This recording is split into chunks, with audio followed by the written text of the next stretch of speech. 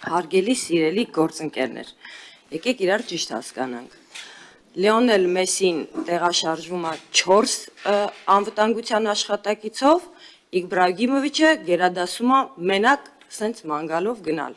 Եկեք ֆիքսենք, որ քանի մեր երկրում օրենքով արգելված չի պահնորդական ծառայությունից օգտվելը, մենք ապրում ենք ազատ երկրում, մարդը ունի հնարավորություն, ունի միջոցներ, անկախ նրանից իրեն վտանգ սպառնում է, չի սպառնում, ուզում է օգտվում է ծառայությունից։ Եկեք տենց բաներ չասենք։ Քանի մենք չենք արգելել, օրենքով արգելված չի, ցանկացած մարդ կարող է օգտվել այն ծառայությունից, որը մեր մոտ օրենքով թույլատրված է։ Մարդկանց չպիտակավորենք, ուզում են ման են գալիս։ Մենք մեզ լավ ենք զգում, գիտենք, որ ապահով է, տենց ենք ման գալի։ Մարդը ինքնագնահատականի կամ այլ խնդրի հարց ունի լուծելու, կամ անվտանգության մենք չենք որոշում, այդ մարդը անվտանգության խնդիր ունի, թե չունի, կապ չունի, էլի։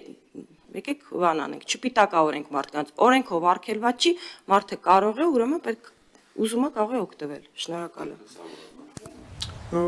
Իհարկե նախկինում օրենքը ավելի մեծ հնարավորություն էր տալիս զորք ունենալու, հիմա օրենքը սահմանափակում է։